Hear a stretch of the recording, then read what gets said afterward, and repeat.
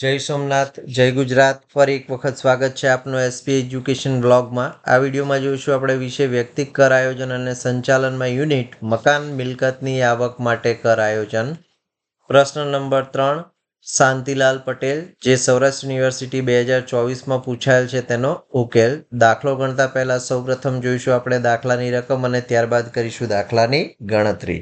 તો આ દાખલો છે એ સૌરાષ્ટ્ર યુનિવર્સિટી 2024માં પ્રશ્ન નંબર 3ના ક્રમાંકે પૂછાયેલ છે. તો દાખલાની રકમ આ પ્રમાણે છે. શાંતિલાલ પટેલ પાસે 4 મકાન ધરાવે છે, જેની માહિતી નીચે મુજબ છે. આકારણી વર્ષ 2026-27 માટે તેમના મકાન મિલકતની કરપાત્ર આવકની ગણતરી કરો. વિગત: મકાન 1, મકાન 2, મકાન 3 અને મકાન 4 આપેલ છે, જેમાં મ્યુનિસિપલ ભાડું વાર્ષિક મકાન 1નું 90,000, મકાન 2નું 1,30,000, મકાન 3નું 40,000 અને મકાન 4નું 50,000 છે. વાજબી ભાડું: મકાન 1નું 95,000, મકાન 2નું 1,35,000, મકાન 3નું 42,000 અને મકાન 4નું 45,000. ત્યારબાદ પ્રમાણિત ભાડું વાર્ષિક આપ્યું છે, અનુક્રમે 1,00,000, 1,30,000 અને 3 અને 4ની કોઈ વિગત પ્રાપ્ત નથી. મળવાપાત્ર ભાડું માસિક આપ્યું છે. મકાન 1નું 9,500, મકાન 2નું 10,000, મકાન 3 અને 4માં કોઈ વિગત પ્રાપ્ય નથી. મ્યુનિસિપલ કરવેરા ચારેય મકાન માટે આપ્યા છે આપણને 2%. મકાન લોન પર વ્યાજ છે. મકાન 1માં 10,000, મકાન 2માં 15,000, મકાન 3માં 10,000 અને મકાન 4માં પણ 10,000. મકાન ખાલી રહ્યાનો સમય છે. મકાન 1 માસ માટે ખાલી રહેલ છે, મકાન 2 15 દિવસ માટે ખાલી રહેલ છે, જ્યારે મકાન 3 અને 4માં કોઈ વિગત પ્રાપ્ય નથી. મૂડીકૃત વ્યાજ છે. મકાન 1નું 10,000, મકાન 2નું પણ 10,000 છે, મકાન 3નું 6,000 અને મકાન 4નું પણ 6,000 છે. મકાનનું વીમા પ્રીમિયમ ચારેય મકાન માટે 1,000 છે, જે ગણતરી કરતી વખતે ધ્યાનમાં લેવાનું નથી. જમીન મહેસૂલ ચારેય મકાનનું 300, 300 અને 300 છે, જે પણ ગણતરી કરતી વખતે ધ્યાનમાં લેવાનું નથી. બાંધકામ પૂર્ણ થયાનું વર્ષ છે 2021-22, 22-23, 2018-19 અને 21-22. મકાનનો ઉપયોગ આપ્યો છે. મકાન નંબર 1 સ્વ રહેઠાણ માટે ભાડે આપેલ છે. મકાન 2 ધંધા માટે ભાડે આપેલ છે. મકાન 3 સ્વ રહેઠાણ માટે છે અને મકાન 4 પણ સ્વ રહેઠાણ માટે છે. તો આ દાખલો ગણતરી કરતી વખતે આપણે જોઈ શકીએ છીએ કે મકાન 1 ભાડે આપેલ છે, જેની આપણે ગણતરી કરવાની છે, અને મકાન 2 ધંધા માટે ભાડે આપેલ છે, માટે એની પણ આપણે ગણતરી કરવાની છે. જ્યારે મકાન 3 અને 4 છે એ સ્વ રહેઠાણ માટે ઉપયોગ કરતા હોવાથી તેની ગણતરી કરવાની રહેતી નથી.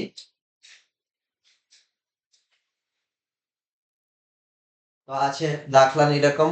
હવે આપણે દાખલો ગણવાનો છે. તો સૌપ્રથમ આપણે શાંતિલાલ પટેલની મકાન મિલકતની કરપાત્ર આવકની ગણતરી માટેનું એક પત્રક તૈયાર કરી લેવાનું છે. તૈયાર કરી લઈશું પત્રક. શ્રી શાંતિલાલ પટેલની મકાન મિલકતના શીર્ષક હેઠળની આવકની ગણતરી. પાછલું વર્ષ 2025-26, પાન નંબર અને આકારણી વર્ષ 2026-27. વિગત: મકાન 1 રહેઠાણ માટે ભાડે આપેલ, મકાન 2 ધંધા માટે ભાડે આપેલ, મકાન 3 સ્વ રહેઠાણ માટે અને મકાન 4 પણ સ્વ રહેઠાણ માટે છે.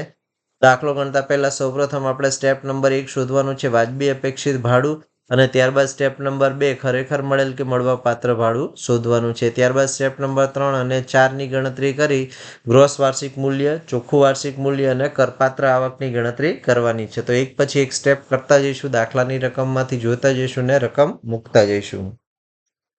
તો સૌપ્રથમ આપણે વાજબી અપેક્ષિત ભાડું ધ્યાનમાં લેવાનું છે. તો વાજબી અપેક્ષિત ભાડા માટે આપણે સૌપ્રથમ મ્યુનિસિપલ ભાડું ધ્યાનમાં લેવાનું છે. મકાન 1નું 90,000 અને મકાન 2નું 1,30,000. 3 અને 4ની વિગત આપણે ધ્યાનમાં લેવાની નથી, કારણ કે તે બંને મકાન સ્વ રહેઠાણ માટે છે. તો પત્રકમાં દર્શાવી દઈશું. મ્યુનિસિપલ આકારણી મુજબ ભાડું અનુક્રમે 90,000 અને 1,30,000. હવે આપણે આ ભાડાની સરખામણી વાજબી ભાડા સાથે કરવાની છે. તો દાખલામાં જોઈશું આપણને વાજબી ભાડું આપેલું છે. તો વાજબી ભાડું વાર્ષિક અનુક્રમે 95,000 અને 1,35,000 છે, જ્યારે 3 અને 4ની વિગત આપણે ધ્યાનમાં લેવાની નથી. તો પત્રકમાં મૂકી દઈશું વાજબી ભાડું વાર્ષિક અનુક્રમે 95,000 અને 1,35,000. હવે બેમાંથી જે વધુ હોય તે ધ્યાનમાં લેવાનું છે, એટલે એ અથવા બી બેમાંથી જે વધુ ભાડાની રકમ હોય તે ધ્યાનમાં લેવી. તો આપણે જોઈ શકીએ છીએ કે મકાન 1માં 95,000 ભાડાની રકમ વધુ છે, માટે 95,000 ધ્યાનમાં લઈશું, અને મકાન 2માં 1,35,000 વધુ રકમ છે, માટે ધ્યાનમાં લઈશું. હવે આ રકમને આપણે પ્રમાણિત ભાડા સાથે સરખામણી કરવાની છે. તો દાખલામાં આપણને પ્રમાણિત ભાડું વાર્ષિક આપેલું છે અનુક્રમે 1 લાખ અને 1,30,000. 3 અને 4 સ્વર હેઠળ માટે છે, માટે તેની ગણતરી ધ્યાનમાં લેવાની નથી. તો આપણે બતાવી દઈશું પ્રમાણિત ભાડું અનુક્રમે 1 લાખ અને 1,30,000. હવે બંનેમાંથી જે ઓછું હોય તે સ્ટેપ 1 મુજબ અપેક્ષિત ભાડું બનશે. એટલે ઉપર બંનેમાંથી જે ઓછું હોય તે અપેક્ષિત ભાડું સ્ટેપ નંબર 1 મુજબ. તો અહીંયા આપણે જોઈ શકીએ છીએ કે 95,000 અને 1 લાખમાંથી ઓછી રકમ 95,000 છે. તો મકાન 1 માટે ધ્યાનમાં લેવાના છે 95,000. જ્યારે મકાન 2માં પણ 1,35,000 અને 1,30,000માંથી ઓછી રકમ 1,30,000 છે. તો ધ્યાનમાં લઈશું 1,30,000. તો મિત્રો અહીંયા તમારે એ પણ ખાસ યાદ રાખવાનું છે કે વ્યાજબી ભાડું અને મ્યુનિસિપલ આકારણી મુજબનું ભાડું છે એ પ્રમાણિત ભાડા કરતાં વધવું જોઈએ નહીં. હવે આપણે સ્ટેપ નંબર 1 મુજબ ભાડાની રકમ મળી જ ગઈ છે. હવે આપણે સ્ટેપ નંબર 2 કરવાનું છે ખરેખર મળેલ કે મળવાપાત્ર ભાડું. તો ખરેખર મળેલ કે મળવાપાત્ર ભાડાની રકમની ગણતરી કરતી વખતે દાખલામાં મળવાપાત્ર ભાડું માસિક આપ્યું છે 9,500 અને 12 માસનું ગણીશું તો 1,14,000 મળશે. જ્યારે મકાનનું 10,000 આપેલ છે અને વાર્ષિક ગણીશું તો મળશે આપણને 1,20,000. 3 અને 4ની વિગત આપણે ધ્યાનમાં લેવાની નથી. તો મૂકી દઈશું ખરેખર મળેલ કે મળવાપાત્ર ભાડું વાર્ષિક અનુક્રમે 1,14,000 અને 1,20,000 પત્રકમાં અને ખરેખર ભાડાની રકમ શોધીશું. તો પત્રકમાં સ્ટેપ નંબર 2 ખરેખર મળેલ કે મળવાપાત્ર ભાડું વાર્ષિક મકાન 1નું 9,500 ગુણ્યા 12 કરીશું તો મળશે 1,14,000. જ્યારે મકાન 2નું વાર્ષિક 10,000 છે, 12 વડે ગુણીશું તો મળશે 1,20,000. આમ ખરેખર મળેલ કે મળવાપાત્ર ભાડું સ્ટેપ નંબર 2 મુજબ મળશે અનુક્રમે 1,14,000 અને 1,20,000. હવે આપણે સ્ટેપ નંબર 1 અને સ્ટેપ નંબર 2ની ગણતરી થઈ ગઈ છે. હવે આપણે સ્ટેપ નંબર 3ની ગણતરી કરવાની છે. સ્ટેપ નંબર 1 અને સ્ટેપ નંબર 2માંથી જે ભાડાની રકમ વધુ હોય તે આપણે સ્ટેપ નંબર 3માં ધ્યાનમાં લેવાની છે. તો કરીશું આપણે સ્ટેપ નંબર 3. સ્ટેપ નંબર 1 અને 2માંથી જે ભાડાની વધુ રકમ હોય તે ધ્યાનમાં લેવી. તો આપણે જોઈ શકીએ છીએ કે સ્ટેપ 1ની 95,000 છે, જ્યારે સ્ટેપ 2ની 1,14,000 છે. માટે આપણે ધ્યાનમાં લઈશું વધુ રકમ 1,14,000. જ્યારે મકાન 2માં સ્ટેપ 1ની ભાડાની રકમ 1,20,000 છે અને સ્ટેપ 2ની ભાડાની રકમ છે 1,20,000. તો 1,30,000 અને 1,20,000માંથી વધુ ભાડાની રકમ છે 1,30,000. તો ધ્યાનમાં લઈશું આપણે 1,30,000 મકાન 2 માટે. હવે આપણે સ્ટેપ નંબર 3 થઈ ગયું છે. સ્ટેપ નંબર 3ને આધારે આપણે સ્ટેપ નંબર 4ની ગણતરી લખવાની છે. તો કરીશું આપણે સ્ટેપ નંબર 4. તો સ્ટેપ નંબર 4 મુજબ થશે સ્ટેપ નંબર 3નું ભાડું. તો સ્ટેપ નંબર 3નું ભાડું અનુક્રમે 1,14,000 અને 1,30,000 મળ્યું છે એ આપણે મકાન 1 અને 2માં મૂકી દઈશું સ્ટેપ નંબર 4નું ભાડું. હવે દાખલામાંથી આપણે મકાન ખાલી રહ્યા સમયનું ભાડું બાદ કરવાનું છે, એટલે કે વેકેન્સી પીરિયડનું ગુમાવેલ ભાડું, અને શોધીશું આપણે ગ્રોસ વાર્ષિક મૂલ્ય. તો દાખલામાં જોઈશું આપણે મકાન છે ખાલી રહ્યાનો સમય મકાન 1 માસ છે અને મકાન 2 15 દિવસ છે. તો મકાન 1નું 1 માસનું આપણે ગણીએ તો 9,500 ગુણ્યા કરીએ 1 માસ તો 9,500 રકમ મળશે. જ્યારે મકાન 2નું માસિક ભાડું 10,000 છે અને 15 દિવસનું ભાડું ગણીએ તો મળશે આપણને 5,000. એટલે કે અડધા માસનું ભાડું ધ્યાનમાં લેવાનું છે. તો આ જે મકાન ખાલી રહ્યાના સમયનું ભાડું છે એ ગ્રોસ વાર્ષિક મૂલ્ય ગણતા આપણને બાદ મળશે. તો સ્ટેપ નંબર 4માંથી આપણે બાદ કરીશું વેકેન્સી સમયનું ગુમાવેલ ભાડું અથવા તો મકાન ખાલી રહ્યા સમયનું ભાડું. મકાન 1નું 9,500 ગુણ્યા 1 કરીશું તો મળશે 9,500. જ્યારે મકાન 2નું અડધા માસનું ગણીશું તો મળશે 5,000. હવે સ્ટેપ નંબર 4 મુજબના ભાડામાંથી આપણે બાદ કરીશું વેકેન્સી સમયનું ભાડું તો મળશે આપણને ગ્રોસ વાર્ષિક મૂલ્ય 1,14,000 માઇનસ 9,500 કરીશું તો મળશે આપણને 1,04,500. જ્યારે મકાન 2માં 1,30,000 માઇનસ 5,000 કરીશું તો મળશે આપણને 1,25,000. તો ગ્રોસ વાર્ષિક મૂલ્ય અનુક્રમે આપણને મકાન 1 અને 2નું મળી ગયેલ છે. હવે આમાંથી આપણે બાદ કરવાના છે મ્યુનિસિપલ કરવેરા અને ચોખ્ખું વાર્ષિક મૂલ્ય શોધવાનું છે. તો દાખલામાં આપણને મ્યુનિસિપલ કરવેરા આપ્યા છે 2% લેખે ગણતરી કરવાની છે મકાન 1 અને 2ની. તો મકાન 1નું મ્યુનિસિપલ ભાડું 90,000 છે, એના 2% કરીશું તો મળશે આપણને 1800. જ્યારે મકાન 2નું મ્યુનિસિપલ ભાડું છે 1,30,000, એના 2% કરીશું તો મળશે આપણને 2600. એટલે કે મકાન 1ના મ્યુનિસિપલ કરવેરા 1800 અને મકાન 2ના મ્યુનિસિપલ કરવેરા 2600 આપણે બાદ કરવાના છે ગ્રોસ વાર્ષિક મૂલ્યમાંથી અને શોધવાનું છે ચોખ્ખું વાર્ષિક મૂલ્ય. તો પત્રકમાં જઈશું, વિગતમાં લખીશું મ્યુનિસિપલ કરવેરા 90,000ના 2% કરીશું તો મળશે મકાન 1ના 1800 કરવેરા. જ્યારે મકાન 2માં 1,30,000ના 2% કરીશું તો મળશે 2600. ગ્રોસ વાર્ષિક મૂલ્યમાંથી બાદ કરીશું મ્યુનિસિપલ કરવેરા તો મળશે આપણને ચોખ્ખું વાર્ષિક મૂલ્ય 1,04,500 માઇનસ 1800 કરીશું તો મળશે આપણને 1,02,700. એવી જ રીતે મકાન 2માં 1,25,000 માઇનસ 2600 કરશું તો મળશે આપણને 1,22,400. હવે આપણે મકાન 3 અને 4ની ગણતરી પણ ચોખ્ખા વાર્ષિક મૂલ્યની ગણતરીથી ધ્યાનમાં લેવાની છે. આ સંજોગોમાં મકાન જે સ્વરહેઠાણ માટે હોય એનું મૂલ્ય છે આપણે ચોખ્ખું વાર્ષિક મૂલ્ય 0 દર્શાવી દેવાનું છે. તો આપણે અહીંયા 0 દર્શાવી દીધું છે. હવે ચોખ્ખું વાર્ષિક મૂલ્ય મળી ગયું છે. આપણે બાદ ખાસ કપાતો વ્યાજ અને મૂડીકૃત વ્યાજની રકમ બાદ કરવાની છે ને મિલકતની કરપાત્ર આવક શોધવાની છે. સૌપ્રથમ આપણે ખાસ કપાતોમાં બાદ કરવાની છે પ્રમાણિત કપાત, સ્ટાન્ડર્ડ ડિડક્શન ચોખ્ખા વાર્ષિક મૂલ્યના 30%.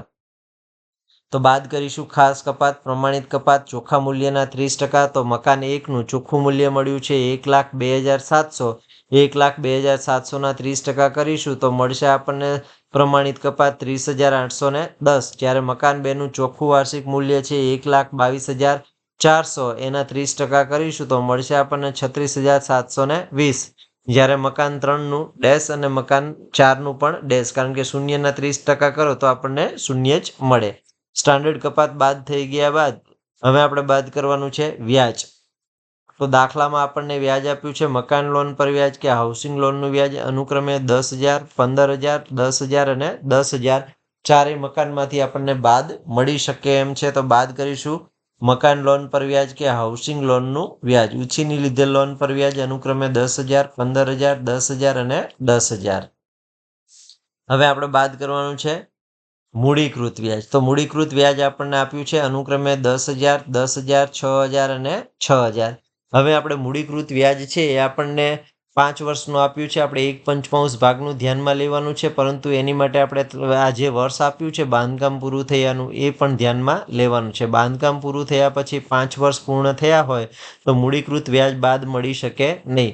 તો 21-22થી આપણે આકારણી વર્ષ આપણું છે 26-27, એટલે પાછલું વર્ષ થશે 25-26. તો 21-22થી 25-26 એટલે 5 વર્ષનો ગાળો પૂર્ણ થતો નથી, એટલે અહીંયા આપણને 2,000 રૂપિયા બાદ મળશે. એવી રીતે 22-23થી પૂરો થતો નથી 5 વર્ષનો ગાળો, એટલે અહીંયા પણ આપણને 2,000 બાદ મળશે. જ્યારે 18-19થી 2024માંનો સમયગાળો 5 વર્ષનો પૂરો થઈ જાય છે, એટલે મકાન નંબર 3માં આપણને કોઈ રકમ બાદ મળશે નહીં. જ્યારે મકાન નંબર 4માં આપણને 1/5ની રકમ બાદ મળશે. આ મૂડીકૃત વ્યાજ છે 10,000ના 1/5 લેખે 2,000 મકાન 1માં બાદ મળશે. મકાન 2માં પણ 1/5 લેખે 2,000 બાદ મળશે. મકાન 3માં 5 વર્ષ પૂર્ણ થઈ ગયા હોવાથી મૂડીકૃત વ્યાજની રકમ બાદ મળશે નહીં. જ્યારે મકાન 4માં આપણને 1/5 લેખે 1,200 રકમ મૂડીકૃત વ્યાજ બાદ મળશે. તો બાદ કરી દઈશું મૂડીકૃત વ્યાજ અનુક્રમે મકાન 1માં 2,000, મકાન 2માં પણ 2,000, મકાન 3માં ડેશ અને મકાન 4માં 1,200.